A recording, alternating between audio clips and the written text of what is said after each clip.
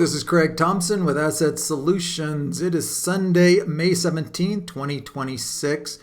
I am putting out this market update because we've made some pretty material changes to our client accounts over the past week, mainly Thursday, Friday of last week. We sold a lot of stocks, bought some short hedges, just substantially reduced risk because some of our market internals under the surface type stuff is starting to exhibit weakness, and I felt like the odds of the market pulling back here were elevated, and I wanted to protect some of our gains. It's been a good year so far.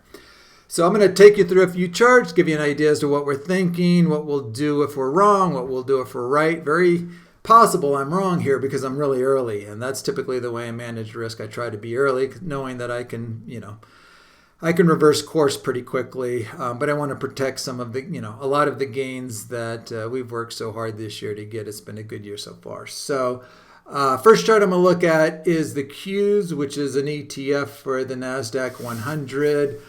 And you can see here is the advance off those late April lows. It's just a strong advance. There's absolutely nothing bearish about that advance. Really, the only thing negative you can say about it is there's absolutely no way the market can continue to advance for a prolonged period of time. It's extended, so it would be totally healthy, totally normal for the market to pull back at some point. I think the odds of it pulling back here are elevated, which is why I've reduced our risk.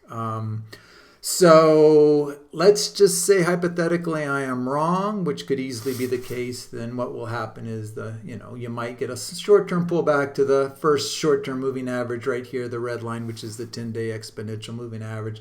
And then maybe it bounces and continues to advance strongly. And if that's the case, then I'll simply make a U-turn. I'll sell our hedges, and then I'll progressively move cash back into the market by buying additional equity positions. If I'm right, we'll start to see some breakdown in these indexes. So I'll be looking for, breaks below support levels, breaks below those short-term moving averages. That would be confirmation that those signs of weakness are bleeding into the indexes. And I'll probably even increase our short hedges if that's the case, if I start to get that type of confirmation. So let's go ahead and look at a few charts here real quickly. So the first chart I want to show you is Bitcoin. As I've indicated in previous newsletters, Bitcoin peaked ahead of the stock market, so it's been a good leading indicator. It peaked in October of last year. And then when the market bounced, you had Bitcoin bounce as well. So I'm watching this breakout, and you'll notice you had the strong breakout above this downtrend line. But one thing you'll notice is you had the breakout, but it was on very low volume, and this little short-term downtrend line has now been violated to the downside. So it does look right now like Bitcoin is falling. This might have been a false breakout, which would be very negative for the stock market. Then let's also now look at market breadth. So in the top panel, you have the summation index, which is a breadth indicator. Bottom panel, you have the S&P 500. The way I use this, my notations are a little off because I just increased the size of the chart. But bottom line is, the way I use this indicator is when the summation index is below zero, it's very negative for the market. And when it's below zero and trending down, it's even more negative. I try to be, in those types of market environments, I try to reduce risk. It's a pretty negative sign.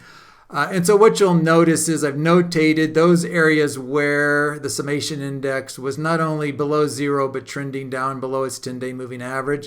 And what you'll notice over the past 5 years is during those periods of time, the market has been pretty weak.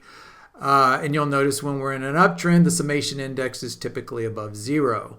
What you'll notice currently is you have this negative divergence in the summation index where this high is below this high, whereas the market made a new higher high. So you have a negative divergence. You have the summation index falling, not below zero yet, but it's getting very close to violating the zero line. So watching that, but that crosses the zero line, that would be pretty negative.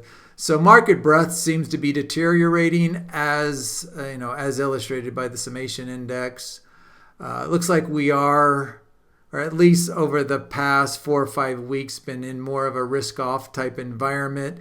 What I have here in the top panel is the S&P 500, and the lower panels are 5 relative strength charts where I compare some important risk-on sectors to consumer staples, which is our risk-off sector. And so we've got, again, top panel S&P 500, the next panel, and all 5 of these are comparing risk-on sectors all to the consumer staples sector XLP. So you've got here you've got technology, discretionary, communications, financials, and industrials. I've notated the 2 previous major market declines that we've had both this year here. This is the peak, this is the bottom, the trough. This is last year's market decline. This is the peak, and the green line is the bottom. And what you'll notice is last year, prior to the peak, you saw all 5 risk-on sectors start to decline and underperform consumer staples, and then ultimately the indexes broke down. Once they bottomed, you saw all 5 start to advance with the index confirming the advance. And you saw the same thing in this year's market pullback with the decline started right here in late February, and you saw all 5 kind of negatively diverge and consumer staples start to outperform all 5. And then with the market bottom in early April, all 5 started to advance. But over the past 4 or 5 weeks, you've seen a negative divergence here in 4 out of the 5. So it's been a very narrow market with technology outperforming, but all of your other sectors for 4 or 5 weeks now diverging negatively and underperforming consumer staples. So this again is a warning sign that we're transitioning into a more risk-off environment, and it seems like technology is the one area. So that's doing well. So it's a pretty thin market right now. And the next chart I want to look at is a chart of the 10-year Treasury yield. And what you'll see here is a pretty strong move up in yields.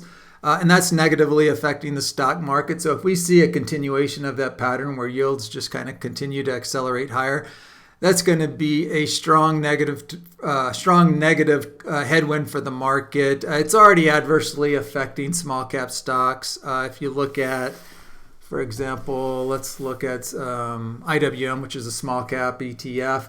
And you'll see it's already started to break down somewhat, or at least the initial stages of a breakdown. It looks much weaker than the S&P 500 or the NASDAQ 100. You can see in the top panel, here's a relative strength chart. So as it was advancing here with the market, it was displaying good relative strength relative to the S&P 500, but has since started to kind of break down a little bit.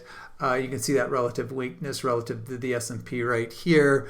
So in summary, we're starting to see some preliminary data points that suggest we may be entering in a short-term period of market weakness. We've adjusted portfolios for that. If we're wrong, we'll simply sell our short positions and add equity back. But at this point, we're going to sit tight, reevaluate on a daily basis. If you have any questions, feel free to shoot me an email. I hope everyone has a wonderful week. Thank you.